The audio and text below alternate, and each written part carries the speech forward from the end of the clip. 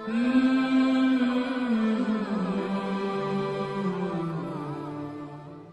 اللہ والصلاة والسلام علی رسول اللہ وبعد. پیارے بھائیوں اور دینی بہنوں، السلام علیکم ورحمۃ اللہ وبرکاتہ. آج ہم بہت ہی اہم اور پیارا ٹاپک لے کر آپ کی خدمت میں حاضر ہیں، اور وہ ٹاپک ہے ہم اپنی آمدنی کی بچت کیسے کریں. ہم اور آپ کماتے ہیں، اور ایک آدمی جب محنت اور مشقت کر کے کماتا ہے تو اس کی فطری خواہش ہوتی ہے کہ وہ اپنی کمائی کا پھل دیکھے، ثمرہ دیکھے. اگر کمائے اور اس کی محنت کا کوئی پھل ظاہر نہ ہو تو وہ ایک دن تھک ہار کر بیٹھ جائے گا. دنیا میں آپ کو کتنے ایسے لوگ ملیں گے جو کماتے تو ہیں لیکن اپنی کمائی کا کوئی خاص اثر اپنی زندگی میں نہیں دیکھ پاتے. چنانچہ ان کی شکایت ہوتی ہے کہ ہماری روزی میں برکت نہیں ہو رہی ہے. وہ ہمیشہ پریشان رہتے ہیں. اس کی بنیادی وجہ زندگی میں بدنظمی اور بے ضابطگی ہے، بے ڈھنگا پن ہے. اگر زندگی سے بدنظمی ختم ہو جائے اور آمدنی کے تئیں منظم پلاننگ کر لیں تو ہم خاطر خواہ طریقے سے اپنی آمدنی کی بچت کر سکتے ہیں. تو کیا کریں کہ ہم اپنی آمدنی کی بچت کر سکیں؟ اس حوالے سے 10 پوائنٹس ہم آپ کی خدمت میں رکھیں گے. ہمیں امید ہے کہ ان پوائنٹس کی روشنی میں ہم اپنی آمدنی کی بچت کرنے کی کوشش کریں گے. سب سے پہلے نمبر پر صدقہ کریں.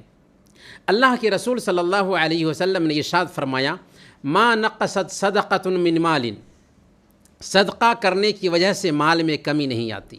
جی ہاں، صدقہ سے مال کم نہیں ہوتا بلکہ مال میں اضافہ ہوتا ہے، مال بڑھتا ہے.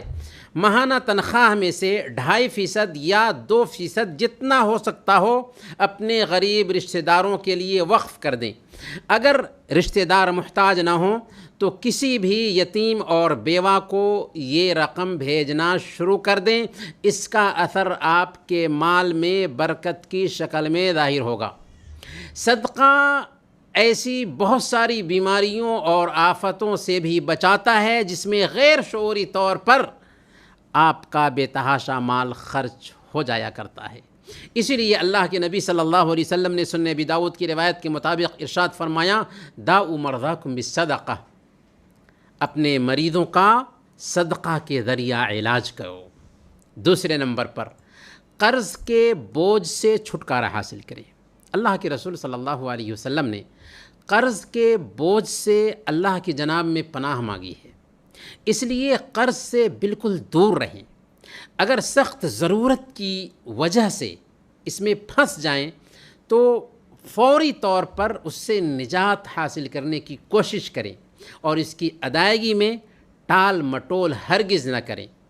قرض کا معاملہ بڑا سخت اور ہولناک ہے. قرض کی وجہ سے شہید تک کی مغفرت نہیں ہوتی. اللہ کے نبی صلی اللہ علیہ وسلم نے صحیح مسلم کی روایت کے مطابق بیان فرمایا، یغفر للشہید کل شیء الا الدین، کہ شہید کے سارے گناہ معاف کر دیے جاتے ہیں سوائے قرض کے. اس سے ہم قرض کی خطرناکی کا اندازہ لگا سکتے ہیں.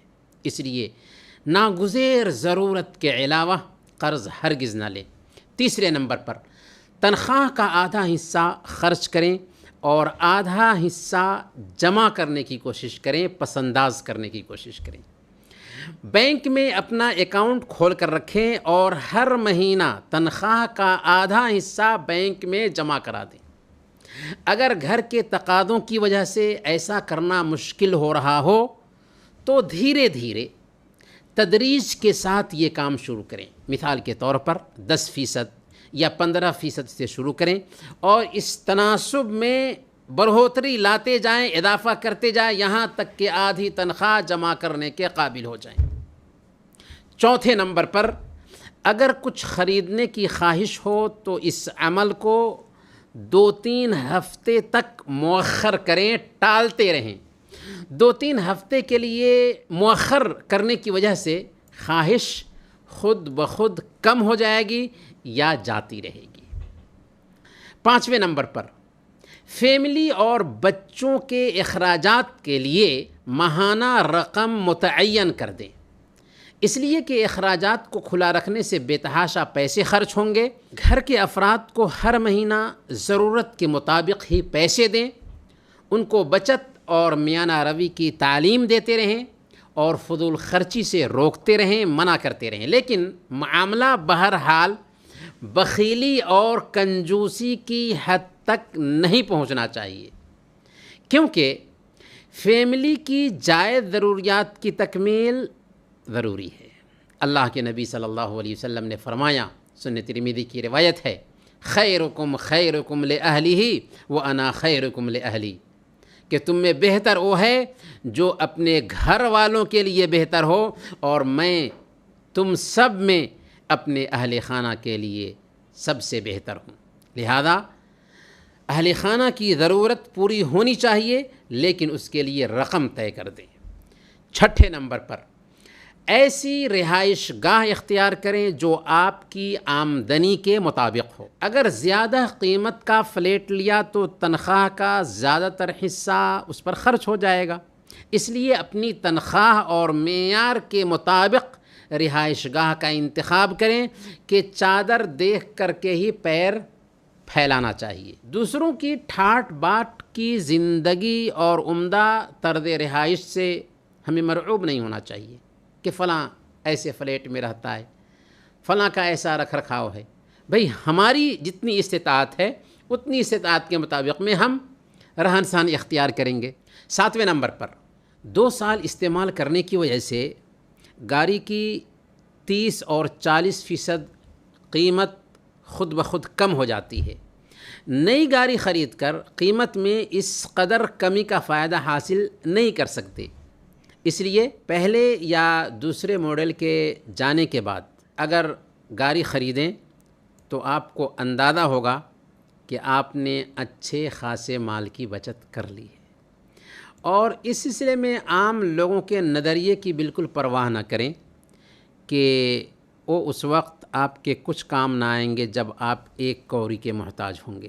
دوسرے اگر نئی گاڑیاں خریدتے ہیں تو ان کی پرواہ مت کریں، آپ اپنی آمدنی دیکھیں اور اپنی آمدنی کے حساب سے اس میں بچت لانے کی کوشش کریں۔ 8ویں نمبر پر سپر مارکیٹ میں خریداری کے لیے جائیں تو ضروریاتی چیزوں کی لسٹ بنا لیں۔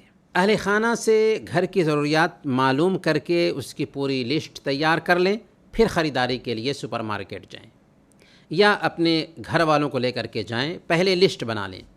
لسٹ سے باہر کی چیزیں خریدنے سے بالکل گریز کریں کہ اس کی آپ کو فوری ضرورت نہیں ہے۔ اگر ایسا کیا تو آسانی کے ساتھ ہم اپنے مال کی بچت کر سکتے ہیں۔ 9ویں نمبر پر ہر چیز نقد خریدنے کی عادت ڈالیں۔ انسٹالمنٹ پر قسطوں پر سامان کی خریداری سے بال پرہیز کریں اور تجارتی کمپنیوں کے پرفریب جھانسے میں ہرگز نہ آئیں کہ وہ آپ کے خیر خواہ نہیں ہیں بلکہ مہذب انداز میں آپ کے جیب سے وہ پیسے اینٹھنا چاہتے ہیں۔ اس لیے نہایت سخت ضرورت کے بغیر قسطوں پر کوئی سامان ہرگز نہ خریدیں۔ اور آخری نقطہ یہ ہے کہ ڈیوٹی کے علاوہ بھی پارٹ ٹائم کرنے کی اگر اجازت مل جاتی ہے اور ایسی گنجائش پائی جاتی ہے کہ پارٹ ٹائم کر کے اپنی آمدنی میں اضافہ کر سکتے ہوں تو ایسا کوئی وظیفہ ضرور تلاش کر لیں، لیکن یاد رکھیں سودی بینکوں پر مبنی جو تجارتی کمپنیاں ہوتی ہیں ان میں سرمایہ کاری کرنے سے بچیں کہ اس سے مال میں اضافہ نہیں ہوگا بلکہ کمی ہی آئے گی، اور ایسی کمی آئے گی کہ آپ کو اندازہ بھی نہیں ہوگا اور عجیب طریقے سے آپ دیوالیہ ہو جائیں گے۔ اللہ تعالیٰ فرماتا ہے یمحق اللہ الربا، اللہ تعالیٰ سود کو مٹاتا ہے۔ ہمیں پوری امید ہے کہ یہ 10 پوائنٹس جو ہم نے ذکر کیا ہے، ان پوائنٹس کی روشنی میں ہم مالی منصوبہ بندی کریں گے، پلاننگ کریں گے اور اپنی آمدنی کی بچت پر دھیان دیں گے۔ وصلی اللہ علی نبینا محمد وعلی آلہ وصحبہ اجمعین۔